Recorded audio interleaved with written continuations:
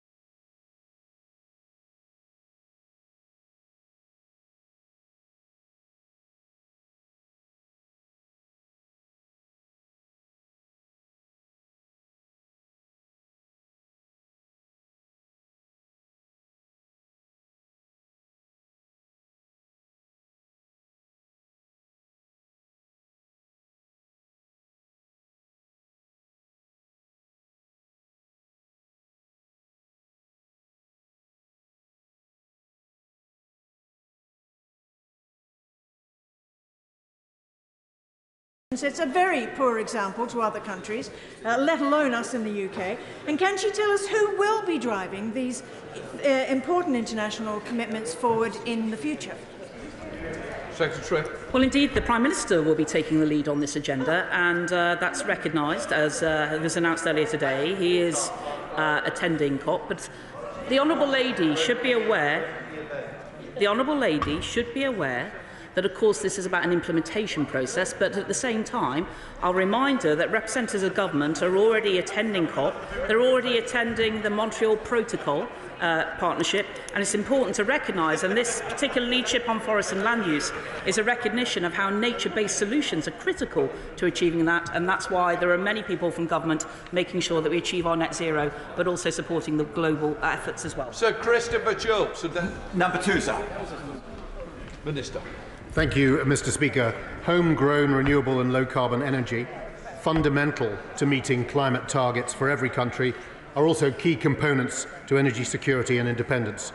As outlined by the International Energy Agency, the alignment of economic, climate and security priorities has already started a movement towards a better outcome, both for the people and the planet.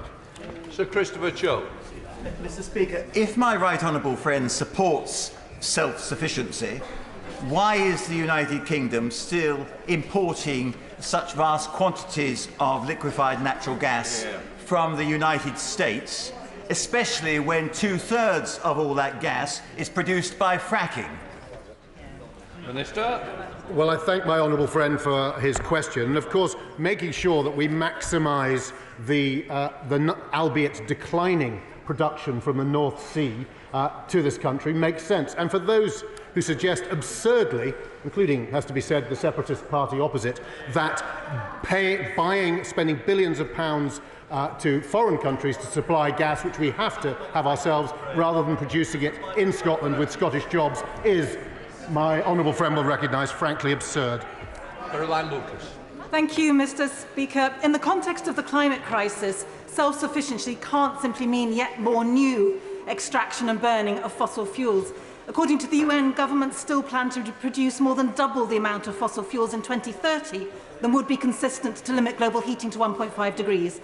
So to help us assess production against climate targets, will the Minister urge all countries at COP27 to join Germany, France and Tuvalu in giving diplomatic support to the new Global Registry of Fossil Fuels, which is designed to help us to do precisely that?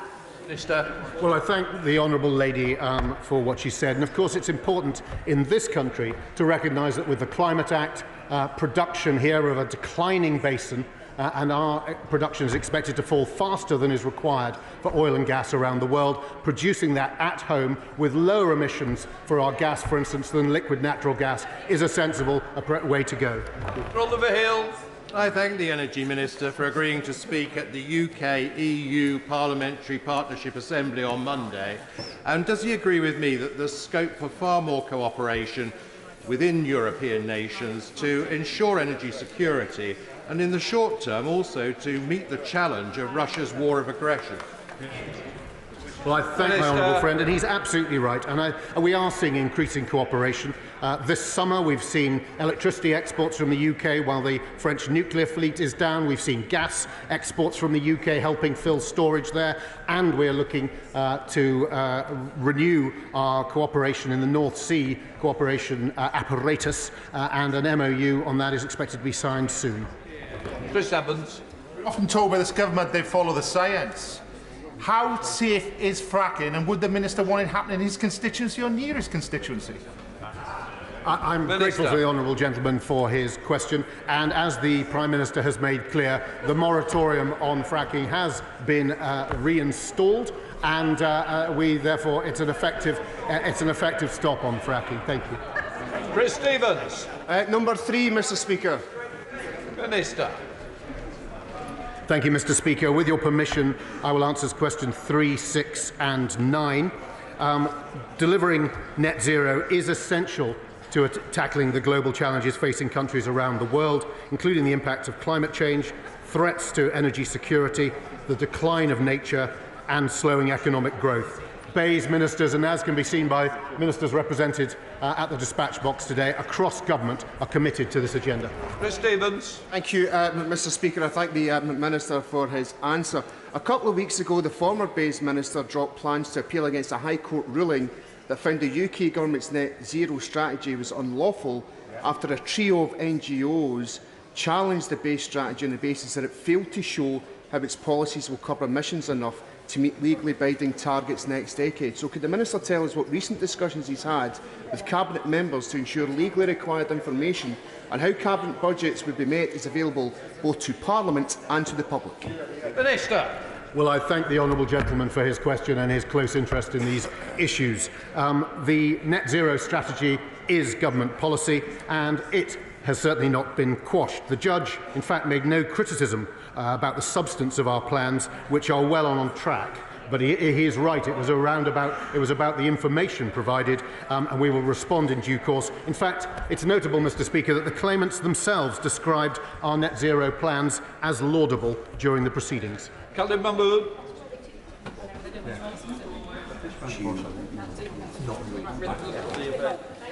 Speaker, the Treasury has warned of a £50 billion financial black hole. This has been caused by crisis after crisis. The war in Ukraine, inflation, Brexit and the cost of living crisis. Yet oil giants are still making record profits. BP intends to pay around £700 million in windfall taxes in its North Sea operations, more than 3 times the share buyback programme, which surplus cash into the hands of their shareholders rather than renewable investment.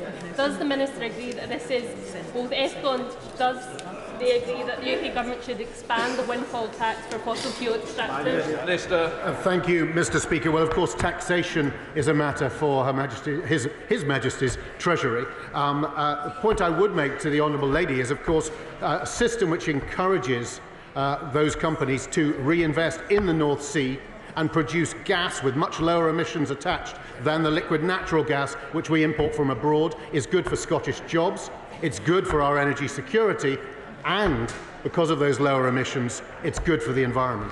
So the committee for Liberty. As the Prime Minister will no longer be chairing the Climate Action Strategy Committee, what structures working across government departments does the Minister expect the Prime Minister to use to drive delivery of the nationally determined contributions to the COP programme and Net Zero Britain? Well, I thank my right honourable friend for his excellent question, and as he'll doubtless be aware, we are working across government. It's as represented here today. You can see just how cross-government our efforts are, and the Climate Action Implementation Committee, which met only a couple of weeks ago, and on which I and multiple ministers sit, is very much driving forward, reviewing our carbon budgets and ensuring that we have the policies to stay on track. Jim Foster. Thank you, Mr Speaker. In his discussions with other Cabinet members, did my right honourable friend reflect on the contribution new nuclear projects such as Hinkley Point C can make to the delivery of the net zero strategy, and how the objections of some to those types of projects mean we simply end up emitting more carbon? Minister. My honourable friend is absolutely right. It is bizarre that those who claim to be green oppose the green baseload that is provided from nuclear. And of course, if you take the Separatist Party over there, they with an aspiration of 100% renewables, it is reliant upon the baseload nuclear provided from England. It is not green to oppose nuclear, and that's why we've set a 24 gigawatt target. That's why we're committed to it, and the jobs and the technology that are associated with it. Secretary of Miliband. Thank you, Speaker. I want to pay tribute, Mr Speaker, to the work of the COP President, and I'm sorry he's been removed from the government. And let me take this first opportunity at the dispatch box to congratulate the Minister on bringing down the last government in the vote on fracking. Now, before it fell, Mr Speaker, that government pledged to end the onshore wind ban in England, changing the planning rules, and I quote, to bring consenting for onshore wind in line with other infrastructure. But the new Prime Minister spent the summer campaigning for an onshore wind ban because of the distress and disruption he says it causes. So can the Minister tell us, is the government's policy to change the planning rules as promised by the last government, or keep the ban on onshore wind as promised by the new Prime Minister? Minister. Well, I thank the right honourable gentleman for his question, and I'm delighted, as has been announced today, the Prime Minister is going to be leading our delegation to the COP, and I can tell him that we are working to ensure the speedy take-up of a whole range of technologies across the piece in order to ensure that we can deliver the net zero targets and stay on track. It is a mad world when the new government makes the right honourable member for North East Somerset look like an eco-warrior, because he was in favour of lifting the ban. And this is just one example of their failure. We're way off track from meeting our climate targets. The net zero strategy was ruled unlawful. The PM sacks the COP president. And all this when the UN is telling us we are heading for 2.8 degrees of global warming. Isn't the truth, Mr Speaker? This year began with a Prime Minister who made grand promises that haven't been fulfilled, and it ends with one who has to be dragged kicking and screaming even to turn up. Well, the right honourable gentleman knows that this country, it was the government of which he was part, of course, that had to be dragged kicking and screaming by the Conservative Party to pass the Climate Change Act in the first place. It is this country which, since he left office, has moved us from renewables less than 7% of electricity to more than 40%, has seen the transformation of the energy efficiency of our housing stock, and it is this Prime Minister who will not only lead us at COP, but will take us forward, and we are on track to meet our net zero targets. We will meet our carbon budgets, and it is this party and this government which is the one that has a track record of action rather than rhetoric. And I have to admit, the right honourable gentleman's increasingly good at that. Number 4, sir. Speaker, every major report published this year shows progress on bringing warming projections down compared to last year, but we are still far from a 1.5 degrees Celsius pathway. That's why we need to see more countries, especially the major emitters, implement their Glasgow commitments, and I welcome the fact that 26 countries have new or strengthened NDCs as part in response to the Glasgow Climate Pact. Thank you, Mr. Speaker. The global methane pledge that emerged from COP26 committed its signatories, including the UK, to collectively reduce methane emissions by at least 30% below 2020 levels by the end of this decade. Can the Minister tell the House by how much has the government reduced UK methane emissions in the year since the COP26 summit, and when will it outline a strategy to meet its 2030 commitment in full? Well, Mr. Speaker, I will have to write to the honourable gentleman with a very detailed response, but I hope he will welcome the progress that is being made. For example, we have people at the Montreal Protocol Agreement right now, and that's why we also welcome the US government ratifying the Kigali Amendment. It's other measures as well, through F-gases and elsewhere, that will help us achieve, hopefully, that 1.5 degrees Celsius. James Gray. My right honourable friend not very concerned that the Arctic countries, the temperature is rising sometimes something like 4 times faster than the rest of the world, in some places 6 times faster than the rest of the world. What more can we do to assist the Arctic countries to resist the worst effects of the rise in the oceans and the rise in temperature? Well, I know my honourable friend has long been concerned about this, and he's right to be so. That's why we'll continue to work with high-level ambition partners and work towards our 30 by 30 ambitions right around the world, which will also preserve the Arctic and Antarctic. Lloyd Thompson. Question 5, Mr. Speaker. Minister. Thank you, Mr. Speaker. Throughout the UK's presidency, my right honourable friend, the member for Reading West, has engaged with all parties, including cooperating closely with the upcoming Egyptian presidency on the issue of loss and damage. Addressing loss and damage will continue to be a priority for the UK presidency in the run-up to and, of course, at COP27. Lloyd Thompson.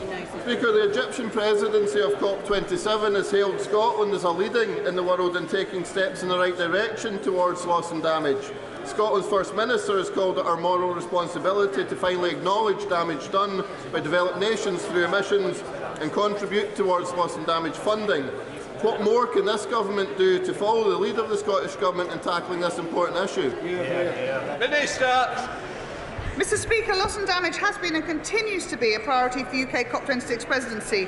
The Glasgow Climate Pact dealt explicitly with this issue, recognising the urgency of the challenge, and the Santiago Network will enable technical support for countries to understand climate impacts and to plan and carry out action to counter them. Don't come to topicals, don't come. Straight.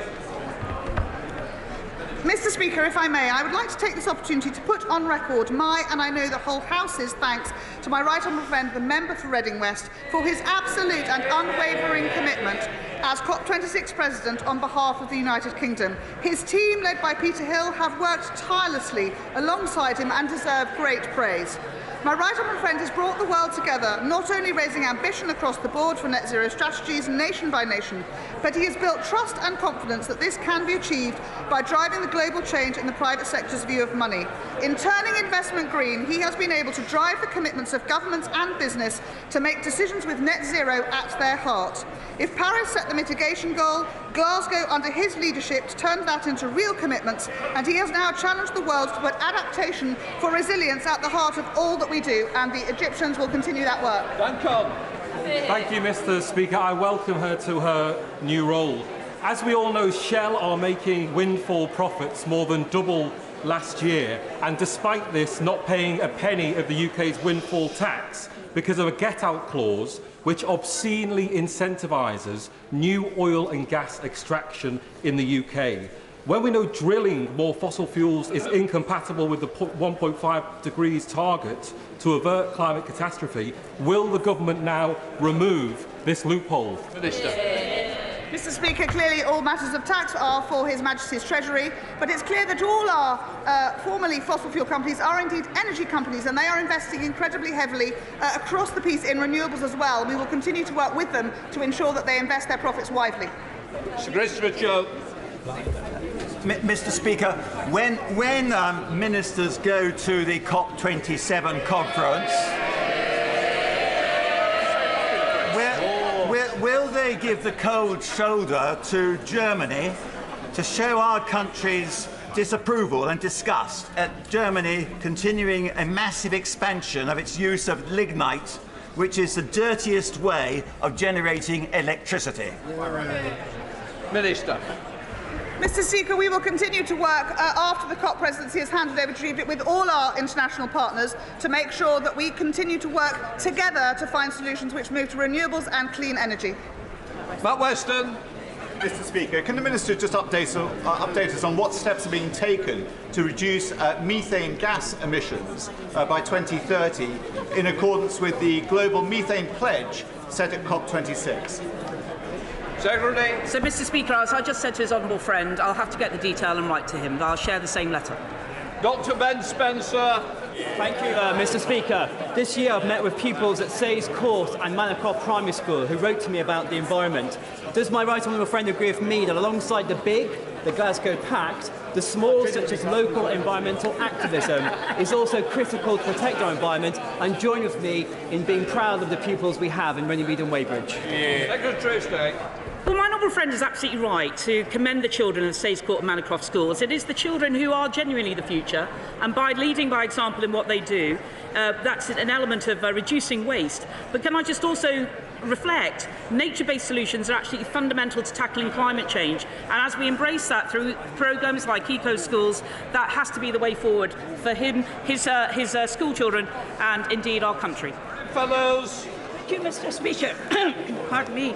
What recent discussions has she had with the incoming administration in Brazil in seeking to tackle deforestation and clearing of the Amazon rainforest, which are the lungs of the planet? And what considerations has she given to an international preservation alliance where richer countries pay for carbon credits to keep rainforests alive? Minister. Mr Speaker, if I may, I will write to the Honourable Lady with more detailed information, but the work that Lord Goldsmith and the other place has been doing as part of the COP26 team over the last 2 years, as set out earlier in questions, has driven work around deforestation and the commodities work, which you continue to do, but I will make sure she has a fuller answer. Chris Evans. Whilst, of course, it's admirable to assist other countries in meeting their net zero goals, closer to home, the planning laws mean that polluting companies like a waste transfer plant in my constituency in Cwmfelin are allowed to gain planning permission to build these plants. Will the government reform these planning laws to be mindful of net zero as well as gaining permission against the wishes of the community? Minister. Secretary. Well, Mr Speaker, I think planning is devolved to the Welsh administration, so he may wish to take that up with the Welsh Government directly. But of course, we will always make sure our obligations in improving the environment in this country will be honoured as we take forward any potential reforms to planning. Mr Speaker, Coventry is leading the way in the manufacture of electrical cars. Despite this, our Conservative government continues to flip-flop, both on attending the COP27 climate summit, but also in investing in green technologies. So when will this government step up and sign off the gigafactory for Coventry? Minister. Well,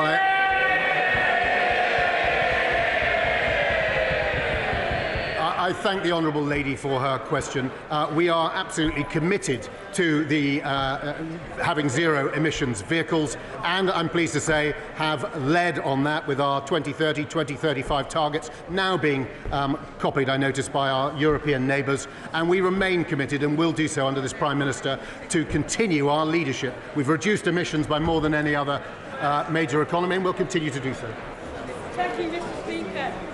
Shell and BP have announced bumper profits, while they've also benefited from a loophole put in place by the now Prime Minister, which means they secure taxpayer support for drilling oil in our North Sea. Can I ask the Minister if he thinks this is a good or bad decision ahead of the COP27 summit? Mr Speaker, I've said repeatedly it is absurd to suggest that bringing in gas, for instance, from abroad with higher emissions attached to it is sensible and paying billions of pounds for that when we can produce it at home. That is why we incentivise investment in the North Sea. It is declining, it is being a managed decline, and it is compatible with net zero. And it's about time she backed the British economy and British jobs and didn't play politics with this issue. Before we come to Prime Minister's question, I'd like to point out the British Sign Language interpretation of proceedings is available to watch on Parliament Live TV. We start with questions. Prime Minister Dame Meg Hillier. Number one, Mr Speaker. Prime Minister.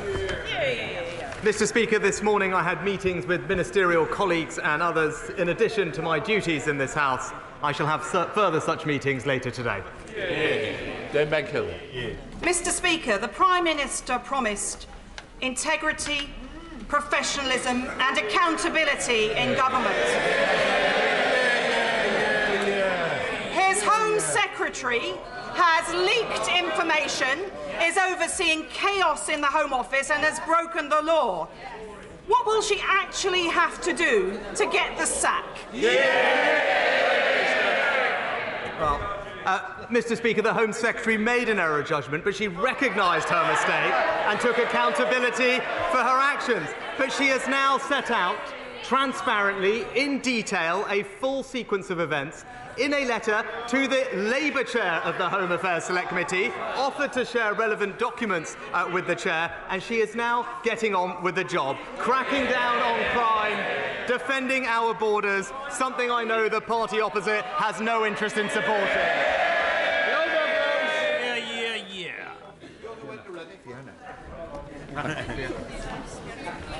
My 19-year-old Congleton constituent, Mary, who has been in care much of her life, has worked long and hard by childminding and in other ways, now faces her university studies with no savings and no means of recovering them because it has all been stolen from her in a few seconds by a heartless scammer pretending to be her bank. What assurance can the Prime Minister give that the government is working hard to help prevent this type of all-too-common, despicable crime and bring the perpetrators to book?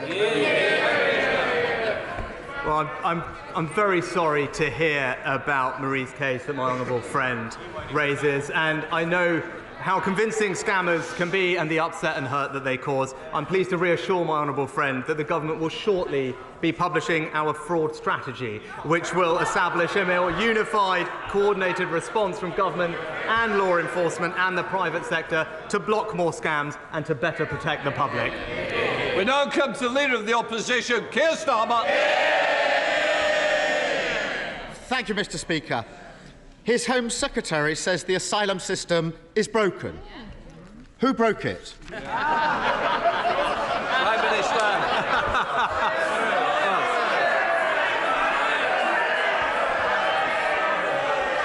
Well, Mr Speaker, let's just we can look at the record on migration policy. Let's look at it. What did we on this side of the House do? We gave the British people a referendum on Brexit. We delivered Brexit. We ended the free movement of people, Mr Speaker. That's our record on migration policy. It's not something the honourable gentleman supported. He opposed it at every turn, and it's not what the British people want. No one wants open borders on this side of the House. They've lost control of the borders on their side of the House. Mr Speaker, four Prime Ministers in 5 years, and it's the same old, same old. He stands there and tries to pass the blame. If the asylum system is broken, and his lot have been in power for 12 years, how can it be anyone's fault but theirs? Mr. Speaker, people rightly want to see us getting a grip of migration in our borders. But look, let's look at the record. Let's look at the record. The right honourable gentleman, he voted against the Nationality and Borders Bill. He said he would scrap the Rwanda partnership. He opposed the ending of free movement of people. Look, border control is a serious, complex issue. But not only does the party opposite not have a plan, they have opposed every single measure we have taken to solve the problem. You can't attack a plan if you don't have a plan. We voted against it because we said it wouldn't work, and it hasn't worked. He says he's getting a grip, he's got a plan. So let's have a look at that plan. The Rwanda deal was launched in April. It cost the taxpayer £140 million and rising. The number of people deported to Rwanda is 0. Since then, 30,000 people have crossed the channel in small boats. It's not working, is it? He hasn't got a grip. Mr. Speaker, we on this side of the House are clear that we want to defend our borders. When the Shadow Home Secretary this weekend was asked, she couldn't answer a simple question if the party opposite was in favour of higher or lower migration. It's that simple. The Home Secretary and I, when it comes to tackling on migration, reducing migration, we are on the same page. That party's policy, it's a blank page, Mr. Speaker. Mr. Speaker, blame others, deflect, attack on something else. So much the new age of accountability. Of all the people who arrived in small boats last year, how many asylum claims have been processed? Prime Minister. Mr. Speaker, we do need. Mr. Speaker, not enough is the answer, very straightforwardly. Not enough. And that's what we're going to fix. But the honourable gentleman raises this question. What are we doing? We've increased the number of processing officials by 80%. We are putting an extra 500 more by next March. But if he really was serious about fixing this problem, then he would acknowledge that we do need to tackle the issue of people putting spurious claims. Spurious, repeated, last-minute claims to frustrate the process. That's how we'll tackle the system. So why, then, did he vote against the Nationality and Borders Act, which deals with it? Mr. Speaker, he says not enough. You could say that again. It's 4%. 4% of people arriving in small boats last year had their asylum claim processed. According to the bookies, the Home Secretary has a better chance of becoming the next Tory leader than she has of processing an asylum claim in a year. And he talks about numbers. They're only taking half the number of asylum decisions that they used to. That's why the system is broken. 4,000 people at the Manston Air Force Base, massively overcrowded, all sorts of diseases breaking out. So, did the Home Secretary receive legal advice that she should move people out? Yes or no? Prime Minister. Mr. Speaker, the right honourable gentleman is very fond of reminding us that he used to be the former Director of Public Prosecutions. So he knows the government's policy on commenting on legal advice. But what I can say is a significant action that the Home Secretary has taken to fix the issue. Since September, 30 more hotels with 4,500 new beds, appointing a senior general to control the situation at Manston, and indeed increasing the number of staff there by almost a half, Mr. Speaker. These are significant steps to demonstrate that we are getting a grip of this system. But this is a serious and escalating problem. We will make sure that we control our borders, and we will always do it fairly and compassionately because that's the right thing. Keir Starmer.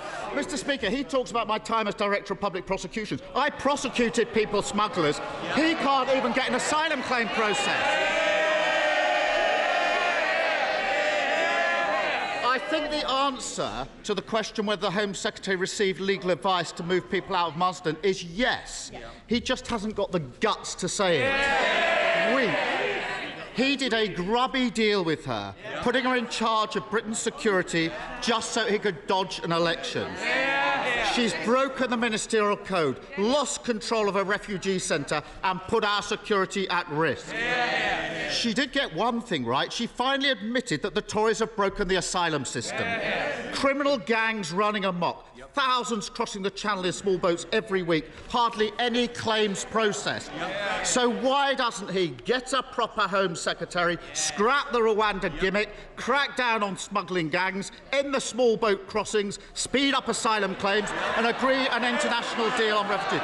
Start governing for once and get a grip. Mr. Speaker, the right honourable gentleman.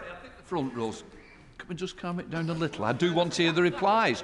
Covering your mouth's not helpful to me or you. Come on, Prime Minister.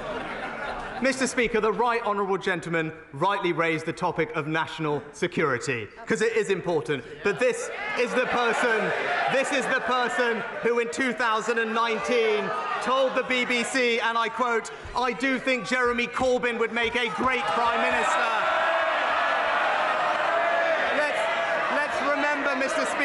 Mr. Speaker, let's remember that national security agenda, abolishing our armed forces, scrapping the nuclear deterrent, withdrawing from NATO, voting against every single anti-terror law we tried, befriending Hamas and Hezbollah.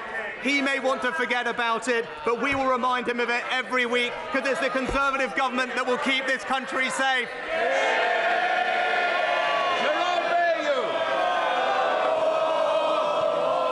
To my register of interest.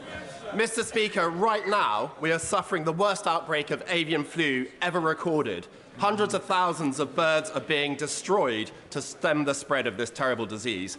The government's acted quickly to bring forward compensation for live birds culled to 48 hours after confirmation of disease. But even this short delay is causing significant losses to farmers in Broadland as the disease wreaks havoc to flocks. Dead birds are not compensated. Today is Back British Farming Day. Will my right honourable friend take this opportunity to back British farmers and agree compensation for all affected birds from the date when disease is confirmed? Prime Minister. Mr. Speaker, as someone who represents a very rural and farming community, it is a great pleasure to back British Farming Day and join with colleagues on all sides of the House in doing so. But my honourable friend is right to highlight that outbreaks of avian flu this year are on track to be some of the worst on record. That's why we've toughened up biosecurity measures on poultry farms, and I can say to him that we have confirmed we will now pay compensation from the outset of planned culling rather than at the end, a request that I know he and the farming sector will warmly welcome. Leader of the SNP, Ian Blackford. Thank you, Mr. Speaker. In May of this year, the new Prime Minister told this chamber, and I quote, "I can reassure the House that next year's benefits will be uprated by this September's CPI and the triple lock will apply for the state pension." But last week, the Prime Minister repeatedly refused to see if he would keep to a promise that he made only 5 months ago. Prime Minister, people don't need to hear any more spin about compassionate conservatism. People just need a straight answer to a simple question. Will he keep his promise and lift benefits and pensions in line with inflation? Minister. Well, Mr. Speaker, we do now have an excellent new Chancellor, and I'm looking forward to his autumn statement in a couple of weeks. It wouldn't be right to comment on individual policy measures before then, but I think everyone knows we do face a challenging economic outlook and difficult decisions will need to be made. But what I would say is that we will always, as my track record as Chancellor demonstrates, have fairness and compassion at the heart of everything we do. Well, Mr. Speaker, it was a very simple question asking for the Prime Minister to reiterate what he promised just 5 months ago. For the second week running, he still won't give a straight answer to the most vulnerable that require support. The Prime Minister keeps telling us that difficult decisions need to be made, but austerity 2.0 isn't a difficult decision. It is what it has always been, a Tory political choice to hit the poorest hardest. In the week that BP saw quarterly profits of £7.1 billion. Why not take the easy decision to bring in a proper windfall tax? Why not take the easy decision to reinstate the cap on bankers' bonuses? Why not take the easy decision to scrap the non-dom tax avoidance? And with all that new revenue, why not stand up today and take the easiest decision of all, to protect those most in need and increase benefits and pensions in line with inflation? Well, Mr Speaker, the honourable gentleman raised the issue of North Sea, and this is a point of significant difference between his party and ours. As Chancellor, I introduced the new levy on oil and gas companies because I believe that was the right thing to do. But where we will always differ is we believe that our North Sea producers do have an important role to play in our transition to net zero. They are an important source of transition fuels, and we will make sure that we support them to invest in exploiting those resources for the British people. Thank you, Mr Speaker. Can I firstly welcome the IPU delegation from Madagascar who are in today's viewing gallery. More locally, I'm delighted that next year Openreach will be rolling out ultra-fast broadband in Wigginton in my constituency. But other rural areas of South West Hertfordshire, like Dudswell, are still in dire need of better connectivity. Can the Prime Minister update the House on the progress of the £5 billion Project Gigabit? Prime Minister. My honourable friend is absolutely right to recognise the role of broadband in providing levelling up opportunities across our economy.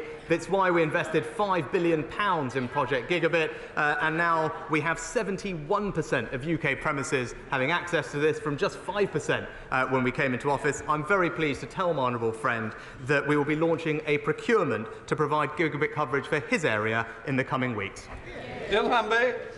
Thank you, Mr Speaker. The Prime Minister will know that it's Scotland's energy resources that feed corporate profits and keep His Majesty's Treasury pumped full of cash to the tune of £8 billion in the last 9 months alone. In return, candidates in the summer Tory leadership contest tried to outdo each other in their contempt and hostility to Scotland's democracy. So without falling back on the "you've had your vote" trope, can the Prime Minister tell me, is Scotland in a voluntary and respectful union of equals as claimed in 2014, or are we hostages in a territorial British colony? Minister.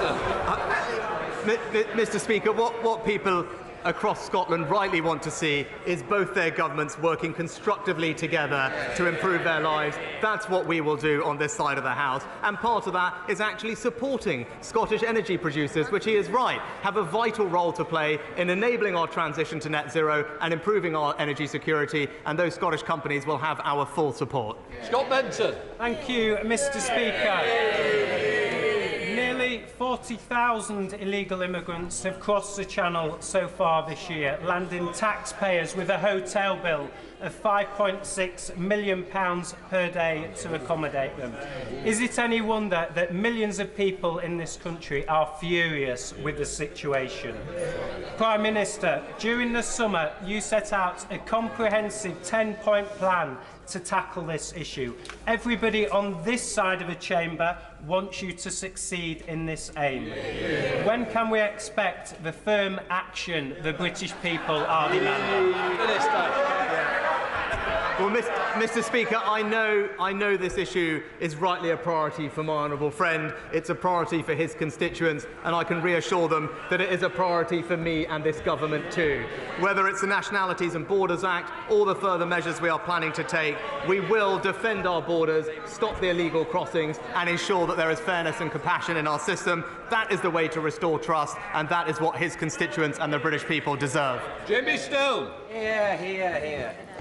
Mr Speaker, I have a constituent who is a supermarket worker. She's paid for weekly because she receives one double salary payment. There's 1 month of the year where she receives no universal credit. Normally not an issue, Mr Speaker.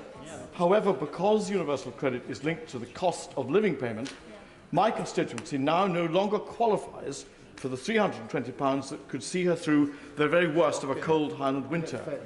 What could the Prime Minister do to mend this gap in the cost of living support? Prime Minister.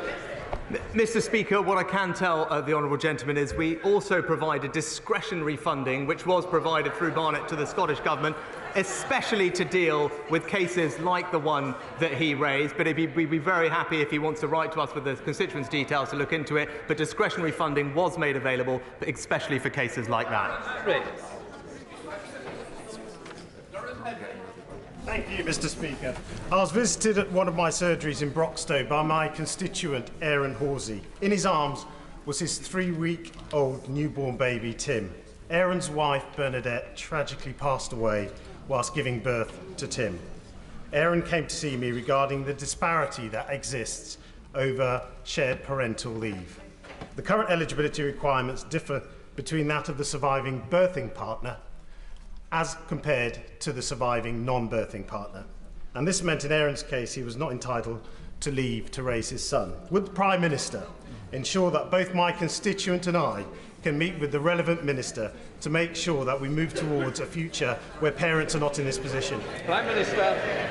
Well, I know the whole House will join me in extending our condolences to Aaron following the tragic loss of his wife, and I thank my honourable friend for raising this issue. Employed parents can benefit from statutory support depending on personal circumstances. I'm very concerned to hear that that is not happening in this case, and I will of course ensure that he gets a meeting with a relevant minister as soon as possible to resolve this issue. Mr Speaker, will the PM join me in condemning opaquely funded so-called think tanks who exert so much influence on gullible politicians that their policies were able to almost crash the UK economy just weeks ago?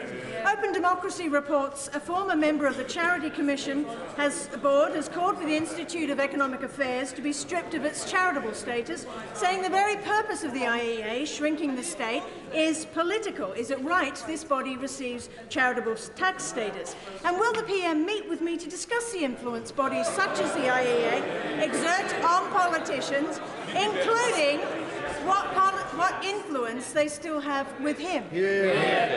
Well, Mr Speaker, obviously charitable status is a matter for the Charities Commission, but more generally, I actually do believe in free speech and vibrant debate of ideas. That is a good thing, and we should do absolutely nothing to stamp it out, even when we disagree with it. Dr. Julian Lewis.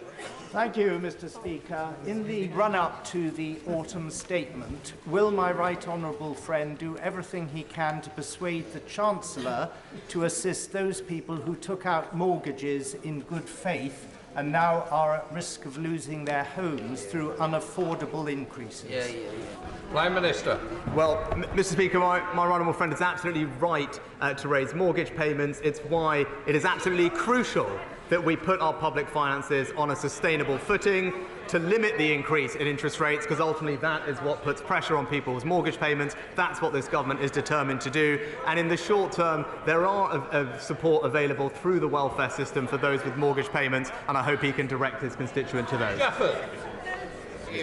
Thank you, Mr Speaker. Given the continued Russian invasion and the now illegal annexation of parts of Ukraine, will the Prime Minister recommit his government to pursuing the full and proper accountability, including through the International Criminal Court, of those who violate international law in territories that they occupy?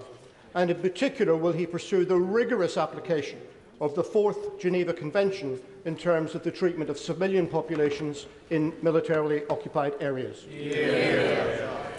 The honourable gentleman for his question, which is absolutely right. I can confirm we will continue with the policy that the previous government put in place, and I think it's something that we can be proud of, that we provided, I think, the earliest technical support to gather evidence to put cases together for future prosecutions at the ICC. We will continue to gather evidence, provide support to the Ukrainians, because he's absolutely right. What we are hearing is abhorrent, it's wrong, and those who are conducting these things must be held to account. Simon Hall. Thank you, Mr Speaker. My right honourable friend and I both represent rural constituencies, and he will know the difficulty in securing both NHS dentistry and GPs in rural areas. We on this side of the House know that the financial decisions that he and the Chancellor are going to be taking are going to be tough. Notwithstanding that, can I urge him to ensure that as many initiatives as possible can be supported and put in place in order to make sure that GPs and dentists know that working in rural areas is an attractive place and to encourage their recruitment and retention. Prime Minister. My honourable friend is absolutely right about the importance of healthcare provision in rural areas, which our constituents feel acutely because of the distances they have to travel. He has my assurance we will continue to prioritise both dentistry and GP recruitment to make sure that everyone in this country has access to the primary health care that they need and deserve. Ms Braverman. Thank you, Mr Speaker.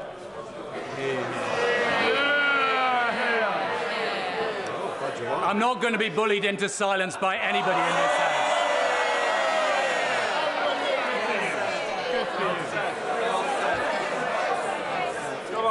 With the highest peacetime tax rates, food inflation running at 11.6%, mortgage rates rising dramatically, and a £50 billion hole in the public finances, the Prime Minister knows that Britain's broke. What is it about the 12 years of Tory rule and 5 years of him as a minister that has made such a mess of Britain? Well, Mr Speaker, when it comes to the economy, the honourable gentleman just failed to mention the single biggest cause of the challenges that we face right now, which is absolutely the aftermath of a global pandemic which has affected supply chains across the world, and an illegal war being conducted by Putin, which is leading to high energy prices. These are the root cause of the challenges we are facing. The challenges we are facing are global in nature. It is wrong to say that they are particular to this country now, and we will, of course, do what we always do on this side of the House, deliver a strong economy for the British people. Thank you, Mr Speaker. In last summer's heatwave, people across Essex witnessed terrible fires. And last month in Ethiopia, I witnessed the horrific climate change-driven drought that is forcing millions of people across the Horn of Africa to the brink of famine. I've discussed climate change with my right honourable friend. I know he cares, and it's great that he's going to Sharm el-Sheikh. But we, the UK, brought the world to Glasgow for COP26. It's vital that we remain world leaders on climate change. So please confirm this government will fulfil the promises that we, the UK, made in Glasgow. Minister.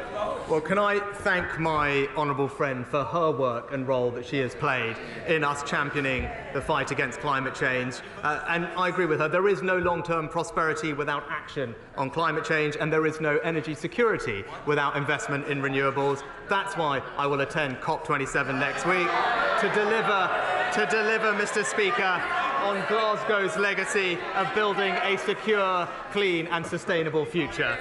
Thank you, Mr Speaker. While the Prime Minister was secretly recorded boasting to friends that he had helped divert money away from deprived areas like Coventry towards wealthy areas, staff of Coventry's hospital are still paying £600 a year to park at work. So when will the Prime Minister stop hammering working people in my community? Well, Mr Speaker, I think the Honourable Lady was asking about car parking in NHS hospitals, if I'm understood her rightly. We did introduce temporary free car parking during the pandemic. That was the right thing to do. And now all NHS trusts that charge for parking have implemented our free parking manifesto commitment for those in the greatest need, including hard-working NHS staff who work overnight. Speaker, on Back British Farming Day, will the Prime Minister recognise with all members of the House the important role that farmers take and recognise that public money for public good means producing food in this country? But could he also recognise the value that our trade deals are doing in allowing us to export our high-quality produce around the world, in particular the Australia Agreement, where a member of this House will be able to enjoy a certain delicate cut in his bush trucker trials? Well, Mr Speaker, I agree with my honourable friend. British farmers are indeed the lifeblood of our nation. I join him in celebrating their contribution. I agree with him we need to prioritise food security, and he is right to champion free trade deals. They open up new markets and new opportunities for great British produce, and we will continue to open up more markets for our farmers everywhere. Mr Speaker, can I welcome the first Prime Minister from Yorkshire for a very long time. but and I'm trying to be kind to him this morning. Isn't it the fact that since he resigned as Chancellor of the Exchequer on the 5th of July, we've had the most turbulent economic and political disaster in our country than any of us can remember? And when he reflects on that, will he also think why, when he was the Chancellor of the Exchequer, he did not help ordinary working people as well as he could? Yes? And can he now take the opportunity to tax the non-DOMs, who are 70,000 of them, that are getting away with avoiding tax? And will he bring in a tax on windfall profits on the gas and oil industry? Prime Minister. Mr. Speaker, I'm very proud of my record as Chancellor in this country. And maybe the Honourable Gentleman could talk to the 10 million people who had their jobs saved through furlough. Maybe he could talk to the millions of those on the lowest incomes who benefited from the changes we made to universal credit. This will always be a fair and compassionate government that has the most vulnerable at our hearts. Thank you. Thank you, Mr. Speaker. With only 2 out of 10 autistic adults currently in employment, it's clear that much more needs to be done to realise their potential. Will my right honourable friend work with me to make sure that business and industry help close that alarming employment gap? Well, I know this is an area that my right honourable friend rightly champions and knows an enormous amount about. I look forward to working with him closely to get his recommendations on how we and industry can improve the lives of those who need our help. Sarah Jones. Thank you, Mr. Speaker. The Leader of the Opposition asked the Prime Minister who broke the asylum system. He dodged the question. The truth, Mr. Speaker, is that the backlog is now so great, decision-making so collapsed, and returns so low, at 1/10 of what they used to be, that the criminal gangs have a business model to die for.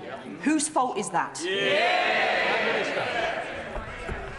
Mr. Speaker, the reason we are in this situation is because of the unprecedented number of people arriving here illegally, often from safe third countries. Now, if the party opposite was really serious about this, they would realise that we have to stop illegal migration, that we have to stop the exploitation of vulnerable people abroad. But they have opposed every single measure we have taken. They're not serious about this problem because they don't think it matters. Tom Hunt. Very much, Mr. Speaker. Both myself and many of my constituents remember fondly the Prime Minister's visit to Ipswich when he was Chancellor of the Exchequer. We spoke about levelling up and he made it clear to me levelling up isn't just about one part of the country, it's a national mission. Therefore, does the Prime Minister agree that a great way to show people of Ipswich this would be supportive of our levelling up fund bit to get Ipswich active, £18 million, £15 million for Gaines Resort Centre, £3 million for the outdoor Lido in Broomhill? Prime Minister. Well, Mr. Speaker, my honourable friend is right. Levelling up is about spreading opportunity in every part of our United Kingdom, ensuring people have pride in the place they call home. I look forward to seeing his Levelling Up Fund bid, and I know it will be being considered over the course of this year, and I wish him every success. That completes Prime Minister's questions. Just let all clear.